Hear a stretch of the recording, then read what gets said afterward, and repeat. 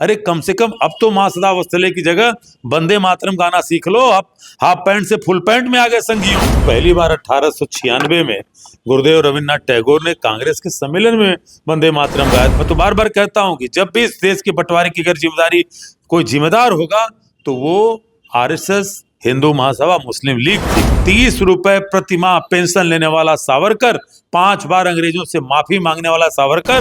क्योंकि इन संघियों को अगर बंगाली कहूंगा तो इनको तकलीफ होती है। सब अपनी एकजुटता के लिए लड़ रहे थे, तो वो एक क्रांति का गीत बना। ये कितने बड़े देशभक्त थे, ये कितने बड़े समाज सेवी थे कि 1925 में जिस आरएसएस का जन्म हुआ और 22 साल देश की आजादी मिली, यानी 1947 तक इन्होंने वंदे मातरम नहीं गाया। तमाम ऐसे नेता थे और इनके भी नायक श्यामा प्रसाद मुखर्जी भी थे। उन्होंने तो आपत्ति नहीं दाखिल की जब देश का राष्ट्रीय गीत वंदे मातरम बनना था। वंदे मातरम गीत को लेकर के उसके 150वें वर्ष का जो समारोह मनाया जा रहा है, उसकी आड़ में भारतीय जनता पार्टी अपनी कमियों को न छिपाए। दिल्ली में इन्होंने कहा देश सुरक्षित हाथों में है, 17 लोग मारे गए, फरीदाबाद में RTX आ गया। इस पे नहीं बोलना है। देश के ज्वलंत मुद्दों पे, बेरोजगारी पे, महंगाई पे, भ्रष्टाचार पे, महिला उत्पीड़न पे, दलितों के उत्पीड़न पे, आदिवासियों के उत्पीड़न पे, इस पे भी चर्चा करिए।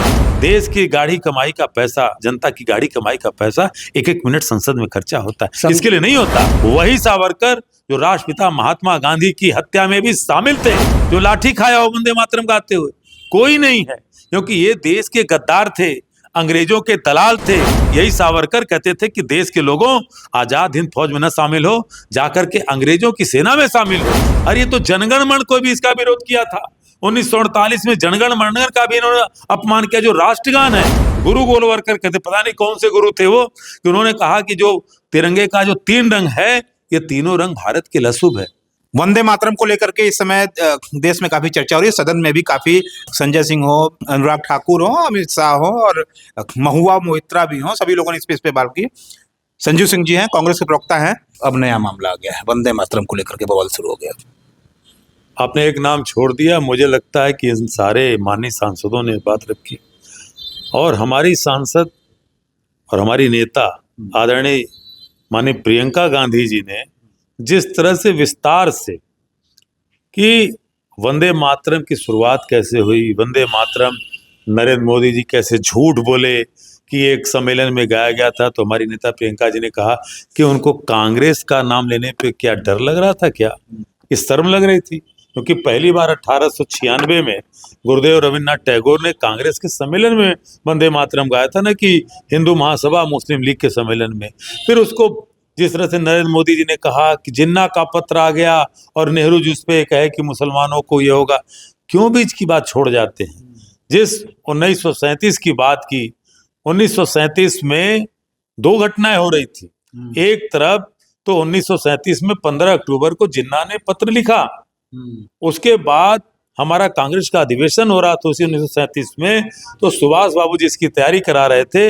उन्होंने 2 दिन बाद यानी 17 अक्टूबर 1937 को उन्होंने पंडित नेहरू को पत्र लिखा और पंडित नेहरू ने 3 दिन बाद यानी 20 अक्टूबर को उनके पत्र का जवाब देते हुए कहा कि ठीक है, इन सब सारी बातों पे मैं कलकत्ते आ रहा हूं और मैं गुरुदेव रविन्द्रनाथ टैगोर से मिलूंगा।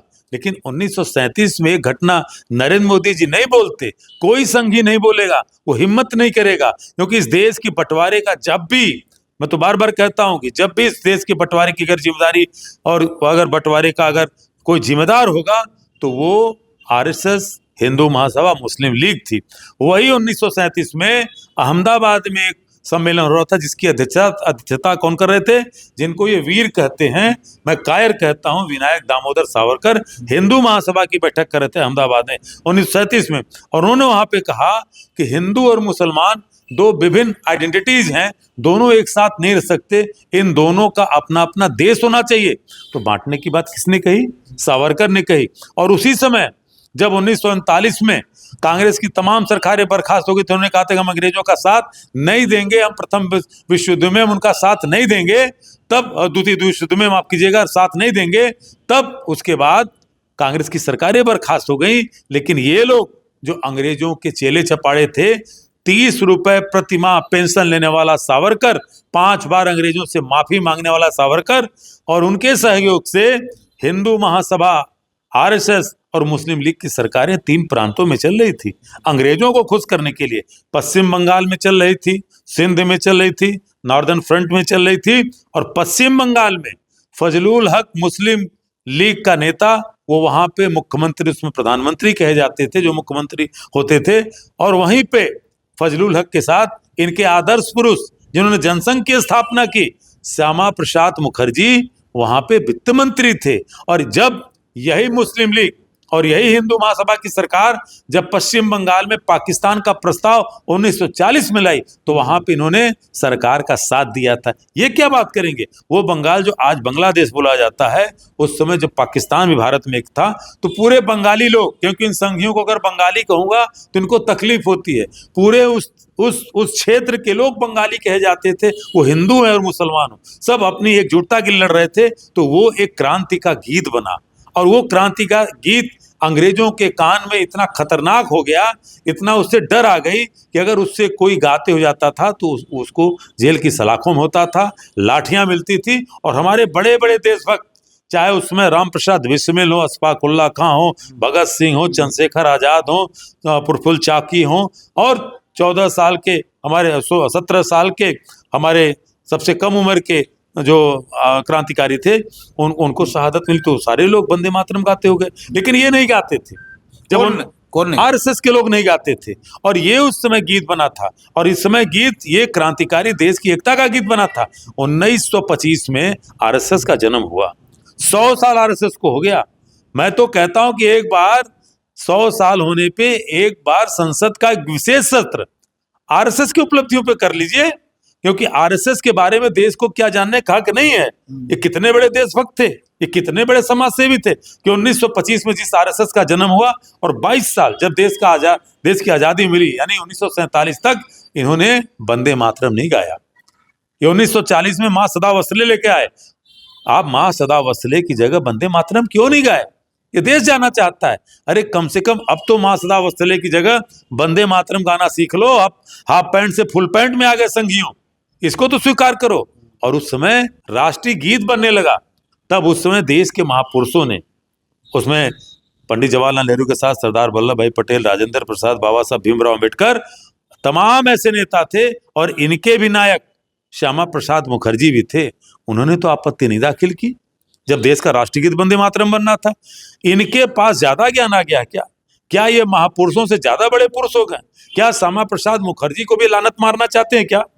तो इसलिए, क्योंकि आज के वर्तमान समय में मैं वंदे मातरम के उस पे जो चर्चा हुई, वो चर्चा का मैं स्वागत करता हूं, लेकिन वंदे मातरम गीत को लेकर के उसके 150वें वर्ष का जो समारोह मनाया जा रहा है, उसकी आड़ में भारतीय जनता पार्टी अपनी कमियों को न छिपाए।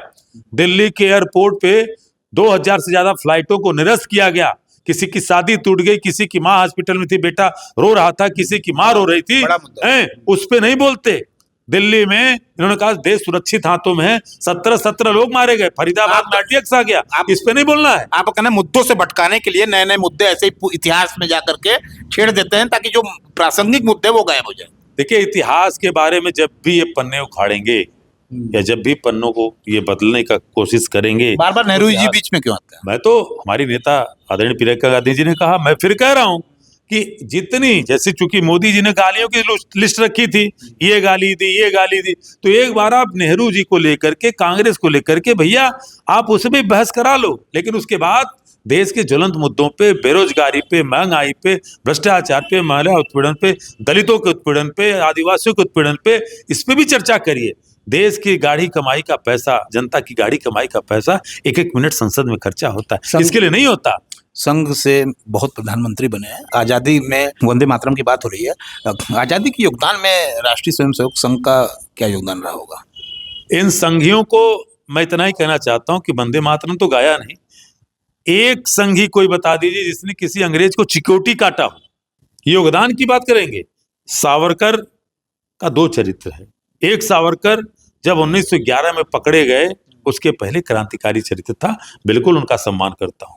लेकिन जब 1911 में पकड़े जाने के बाद 5 बार माफी मांगा, और माफी मांगने के बाद जब वो 1922 में जब छोड़े गए, तो उसके बाद उन्होंने कहा कि मैं अंग्रेजों के लिए काम करूंगा। सावरकर का एक आंदोलन दिखा दीजिए अंग्रेजों के खिलाफ, नहीं था, क्योंकि सावरकर 30 रुपए पेंशन, उस समय बनारस के कलेक्टर की 30 रुपए पेंशन नहीं हुआ करती थी, वो 30 रुपए पेंशन प्रतिमाह सावरकर लिया करते थे। और वही सावरकर जो हिंदू महासभा के लिए काम किए, वही सावरकर जो राष्ट्रपिता महात्मा गांधी की हत्या में भी शामिल थे। नाथूराम गोडसे के साथ, आपटे के साथ जितने लोग पकड़े गए थे, केवल सावरकर के खिलाफ एविडेंस मजबूत नहीं मिला, नहीं तो सावरकर भी, कायर सावरकर भी वीर नहीं, महात्मा गांधी के हत्यारे के रूप में आजीवन कारावास से फांसी की सजा पे होते। संजय सिंह कह रहे हैं कि 4 संघियों के नाम भी अगर मुझे बता दें सदन में, जिन्होंने वंदे मातरम गाया उस समय। संजय सिंह जी तो बड़े भाई हैं। संजय सिंह जी 4 कह रहे हैं, वो बहुत बड़ी बात कह रहे हैं। मैं तो कह रहा हूं कि संजय सिंह जी सदन में आवाज उठाइए, हम तो सड़क पर आवाज उठा रहे हैं। आप उनसे कहिए कि एक संघी का नाम बताओ जो वंदे मातरम गाते हुए किसी अंग्रेज को चिकोटी काटा हो, किसी अंग्रेज के मुंह पे बोला हो। एक संघी तो बता दें जो जेल गया हो वंदे मातरम गाते हुए, जो लाठी खाया हो वंदे मातरम गाते हुए। कोई नहीं है, क्योंकि ये देश के गद्दार थे, अंग्रेजों के दलाल थे। 30 रुपए पेंशन क्या नेहरू नहीं ले सकते थे, गांधी नहीं ले सकते थे? लेकिन उन्होंने नहीं कहा कि नहीं, देश की आजादी के लिए हमारा ये पहला संकल्प है। सुभाष बाबू नहीं ले सकते थे, लेकिन ये तो किसी के सगे नहीं है। सुभाष चंद्र बोस जब आजाद हिंद फौज का जब गठन किया, तो ये लोग, यही सावरकर कहते थे कि देश के लोगों, आजाद हिंद फौज में न शामिल हो, जाकर के अंग्रेजों की सेना में शामिल हो, क्योंकि हमारा दुश्मन अंग्रेज नहीं है, यहाँ का मुसलमान है। ये सावरकर की वर्डिंग थी। श्यामा प्रसाद मुखर्जी जब भारत छोड़ो आंदोलन 1942 में, जब राष्ट्रपिता महात्मा गांधी ने कहा कि करो या मरो का नारा दिया कि देश के लोगों आजादी चाहते हो तो आके इस आंदोलन में शामिल हो, और करो मरो का नारा दिया, तब ये जुलाई 1942 में श्यामा प्रसाद मुखर्जी बंगाल के गवर्नर को चिट्ठी लिख रहे थे कि ये उदंड कांग्रेसियों का आंदोलन है, इसको कुचल दिया जाए, हमें जो आजादी मिली वो आजादी पर्याप्त है, ये इन्होंने कहा। अरे ये तो जनगण मन को भी इसका विरोध किया था। 1948 में जनगण मन का भी इन्होंने अपमान किया, जो राष्ट्रगान है। आप तो राष्ट्रगीत की बात करते हैं, इनकी जो पत्रिका ऑर्गेनाइजर है उसको जाकर के देखिएगा। तो ये कब सके हुए, जब देश आजाद हुआ, जब तिरंगे को, जहां 1929 में कांग्रेस ने तिरंगे को अपनाया, लाहौर के अधिवेशन में इन्होंने तिरंगे को नहीं अपनाया। इनके द्वितीय जो संघ के प्रमुख थे, गोलवरकर, गुरु गोलवरकर कहते, पता नहीं कौन से गुरु थे वो, कि उन्होंने कहा कि जो तिरंगे का जो 3 रंग है, ये तीनों रंग भारत के लिए अशुभ है। तब सरदार पटेल ने कहा कि अगर 3 रंग अशुभ हैं तो हमारे सनातन परंपरा में तो ब्रह्मा विष्णु महेश ये 3 देव आते हैं, क्या ये भी अशुभ हैं? ये ऐसे लोग थे कि जो 52 साल तक नागपुर के मुख्यालय पे इन्होंने तिरंगा नहीं फहराया, और जो 2001 में 26 जनवरी के दिन 3 जवान, बाबा मेड़े, दिलीप चटवानी, रमेश कलम्बे जैसे नौजवानों ने तिरंगा फहराया, तो मिठाई नहीं मिली। तिरंगा फहराने पे तो मिठाई मिलती थी ना 26 जनवरी को और 15 अगस्त को। उनको जेल भेजा, मुकदमा दायर किया, और वो 11 साल मुकदमा लड़े, तो कोर्ट ने बाइज्जत बरी करते हुए कहा कि तिरंगा फहराना कोई अपराध नहीं है, ये उसमें के। ये क्या बात करेंगे संगी? तो ये इतिहास पे बात हो रही थी लगातार। संजय सिंह जी का यही कहना है कि संघ पे बड़ा तीखा हमला इन्होंने किया। हालांकि तथ्यों के आधार पे बात करते हैं और तथ्यों के आधार पे ही बात करते हैं, इसीलिए हम तथ्यों के आधार पे इनको सुनने भी आते हैं। अचूक संघर्ष के लिए जितेंद्र यादव, संजू सिंह जी के साथ, धन्यवाद।